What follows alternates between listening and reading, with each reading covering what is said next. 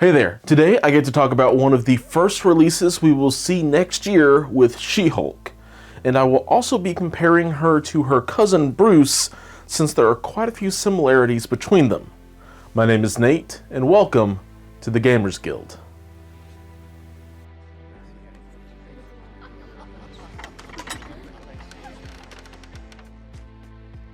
As soon as She-Hulk was teased back at Gen Con, I was really curious how Atomic Mass Games was going to handle her character after the mixed reviews with Hulk, and his overall place in the meta for his whopping 6th threat. And AMG seems to have taken the challenge head on by reusing Hulk's unique one-sided card. So here at the end, after talking about Jen and her new affiliation, I will also be doing a side-by-side comparison of our not-so-jolly green giants. With that, She-Hulk has the alter ego of Jennifer Walters. She has 20 stamina, moves medium on a 50mm base, is size 3, and is 6th threat.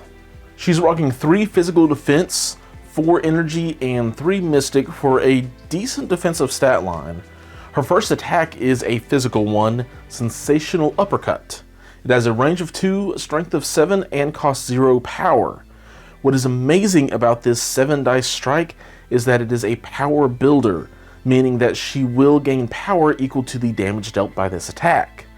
As well, after the attack is resolved, the target character will be slowed, which is a really mean condition to any of those longer moving characters. Her only other attack is also physical, and it is called the Defense Rests. It has a range of 3, strength of 9, and costs 5 power. If the attack deals damage, the target character will gain both the stun and slow conditions. And if they were already slowed by, for example, a really nice uppercut, that enemy character will also be gaining the stagger special condition. I do find it a bit funny that this attack has to deal a damage for those status conditions to go off when you're rolling 9 dice, but then again, I have seen my dice betray me like that a time or two before. She then has quite the array of superpowers. Her first one is an active one called Clear the Court. For 3 power, she can throw a size 4 or less enemy character or terrain feature medium. This throw thankfully can only be used once per turn. Also costing 3 power though is her next active superpower called Superior Weight Training. For her next attack, it allows She-Hulk to roll additional dice equal to the size of the target. This usually adds 2 or 3 dice, and that's pretty good, especially when that can be added onto her strike and usually net that power back. She also has a reactive superpower called Legal Defense. It costs 2 power and lets Jen take a hit for an ally that is within range 2 of her. She will become the target of the attack regardless of range and line of sight, which is an interesting ability to put on her, to say the least, knowing the problems we have seen with the other Hulk. And finally, we have her innate powers. Her immunity to poison is nice, but what is really interesting is her gamma transfusion, as it really has 3 separate abilities built into one. First is that she gains 1 additional power during the power phase, guaranteeing her at least 2 power a turn unless she gets stunned. As well, when she is attacked, if she suffers damage from the attack, she may advance short toward the attacking character. This just kind of gets funny in combination with Bodyguard, letting She-Hulk get to where she wants to be in a brawl. Then finally, the not-so-fun ability of if She-Hulk would flip to her injured side, she is KO'd instead. So at a glance, she is a lot to take in. 20 stamina with some average defenses will take some decent attacks to chew through for sure, but what really excites me about her is that her strike is able to earn her back power. With the help of her weight training, having a 9 to 11 dice strike that should easily be able to earn back that 3 power is going to be fantastic. Her spender might be a bit over the top, but the range 3 and ability to stagger makes it a welcome addition to her arsenal. A size 4 throw is fitting for any Hulk, and her gamma transfusion providing basically her own version of aggressive will ensure that She-Hulk is always a relevant character on the board, even with pushes and throws. Because worst case scenario, maybe she gets thrown away medium, but because she herself moves medium, it is at worst a pseudo stagger, where if she just moved short, it may cost her her all activation just to get back to where she started. And without really thinking about it, I kind of just went through her hefty list of pros. And thankfully, I think I only really have one thing to call her out on, and that is her lack of defensive abilities to help out with her bodyguard ability, or even just for herself. Captain America is an absolute tank, especially when he flips over to his injured side because of his added defense and getting to count blanks. Okoye, on the other hand, then has both martial artist and a guaranteed reroll on defense. Plus, she's only a 2-threat character who is meant to take a hit for a more important character at a pivotal moment. She-Hulk has an average defense line with a lot of stamina backing it up, but that's it. And well, dice will be dice, and without some extra ways to buff them or reroll them, well, we've all had it happen in one game or another. So all in all, She-Hulk is probably no more tanky or defensive than a character like Thor, with the downside of not getting dazed as a rest point to have a solid comeback turn. However, if you manage to get enough power on her, she will rock the table with her fists for a couple of turns easily. And because of her uppercut and her own leadership ability, she probably won't ever be 2-star for power. And with that, let's talk about She-Hulk's leadership ability, Defenders of Arcadia. It is for the newly formed A-Force affiliation that has already completely filled up their affiliation card. And so we may even have more girls on the team than we know about today. So far, the roster consists of, pretty much any of our female characters that align with the forces of good more so than anything else. I think we are missing Ghost Spider, but that's about it for the time being, and really she may be on that final roster as well. We'll just have to wait and see, because that affiliation card really is about maxed out. Now, what does the Defenders of Arcadia do? Whenever an allied character is damaged by an enemy effect, another allied character may gain 1 power. A character cannot gain more than 1 power from this leadership ability per turn. So this is very similar to Magneto's leadership, but it triggers off of your characters being dealt damage instead of terrain being removed from the board. The one notable difference is that the character being damaged can't be the one to receive that extra bit of power. It has to be given to someone else on your team. However, what this does is really just enable characters to always be full of power, which helps characters like the already affiliated Captain Marvel to reach their full potential very quickly.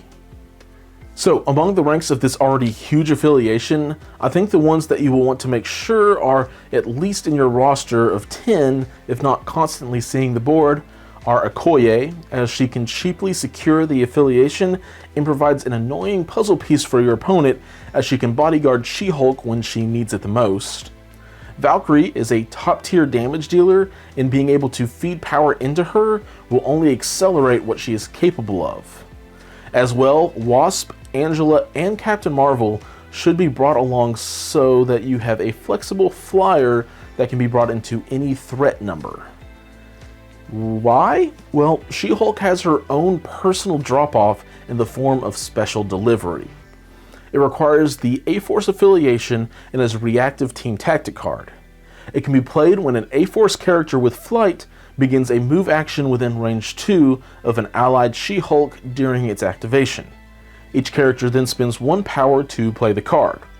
When the active character ends their move action, you place She-Hulk within range 1 of her. She-Hulk then immediately performs one of her attacks that costs 0 power. So, drop-off was banned not because of any of its current interactions, although it did have some extremely strong plays that it can be used for. Why did AMG bring in a new drop-off? They've already addressed this in their transmission article when they revealed this fancy new tactic card. And basically it comes down to the fact that She-Hulk is the only character that can be dropped off. And AMG will be able to keep a closer eye on the characters who are able to do the dropping off. So it will still likely result in some strong plays, with Angela and Wasp being able to move long and drop off a pretty sizable range there, but no unintended interaction can sneak through the dropped off character because they know, and we know, it will only be She-Hulk. Alright, so with all of that said and out of the way, who might enjoy jumping into the A-Force as an honorary member? Well, first off, any characters that are typically hungry for some additional power would probably be a good fit. But the three that jump to mind for me aren't for that reason so much as for giving She-Hulk a bit of extra support or getting support from her. The first two are Wong and Doctor Strange. Neither of these two have extreme power problems, though Strange certainly doesn't mind getting some extra himself, but more importantly, these two can heal She-Hulk to keep her going. Wong, just for example, could easily heal She-Hulk over the course of the game for 6 or more damage, and if he becomes valuable enough to keep alive, She-Hulk can return the favor and bodyguard him. My final immediate suggestion and thought goes to Ghost Rider, a character who cares about when his allies are getting attacked. A-Force has 2 in-affiliation characters with bodyguard. I don't really feel like too much more needs to be said there. What would be really cool is if She-Hulk herself ends up being a defender. There would be some really great overlap between the 2 affiliations with Valkyrie, and as well, all of the characters from these 2 affiliations overlap really nicely and can make for a really strong dual affiliation roster. So, let's talk about the Hulk in the room. Hulk was an early release for Atomic Mass Games, and we have had many complaints and outcries about Hulk being really bad. First of all, Hulk isn't just a terrible model. He can be a giant on smaller threat level missions where it is harder to focus fire on him, and his role becomes a lot easier to manage and more forgiving with the defenders, with the support from characters like Strange and Wong, much like how his cousin benefits from them. So the real problem with Hulk is that I think AMG missed the mark of what we were expecting with Hulk's overall durability. We definitely get to see the Hulk getting angry and wrecking stuff side of Hulk, but just not for very long. So, is She-Hulk a better Hulk than her cousin? In some regards, yes, and in other ways, no. They are both able to throw a lot of dice with their attacks, so they are pretty balanced in that regard, with Hulk having a higher top end, but She-Hulk is actually able to generate power off of her strike, which is huge, and one of Hulk's biggest problems is his lack of power generation, especially if he gets stunned. But She-Hulk is really only good at taking out one bad guy at a time, where Hulk has a beam attack and a throw on his Hulk smash, so he's better equipped at dealing with clumped up enemies. On the mobility side, She-Hulk moves medium, has a personal drop-off that even a size 1 Wasp can use, and has aggressive built into her gamma transfusion. Hulk moves short, but can use a 3-power gamma leap to kind of get a free move action, because getting throw or push is basically a stagger for Hulk. She-Hulk definitely has the better mobility between the two. As far as defense goes, She-Hulk has the better defenses. Just straight up, there isn't really any room for argument here. Granted, they are still dice and can still fail, but she should be a bit more durable than her cousin. They also both have a nice throw, which is the exact same, except for the fact that Hulk's is 1 power cheaper. So, all in all, I do think that She-Hulk is the version 1.5 of Hulk. Now, Hulk isn't suddenly obsolete. He's still better than She-Hulk on an objective like Gamma Shelters, where the threat level is low and enemies are clumped up for him to start wrecking. But I will give the title of Best Hulk to She-Hulk because she is going to be much easier to play and more flexible to use on the board when compared to her cousin. Hulk still has his specialized place, but it's hard to deny that She-Hulk outclasses him just everywhere except for his attacks that can deal damage to multiple characters. And yes, I recognize that once Hulk hits 12 damage, he can start to output the same level of dice as She-Hulk using her attack buff. But because she can easily start rolling 9 dice as early as turn 2 and is getting power for those attacks, I like her consistent dice output compared to Hulk's probably 1 activation with lots of dice. And that is all I have for you today. As always, I want to say thank you to the members of the Guild Hall for the additional levels of support shown to me and what I've been doing here. At this point, I can assuredly say I would not be able to have made it these last few videos of 2020 without that additional support. And on that note, this is the last video of the cursed year that has been 2020. I hope you are all able to stay safe and enjoy the holiday season, and I look forward to seeing you all in the new year. Until then, thanks for watching, and keep on gaming.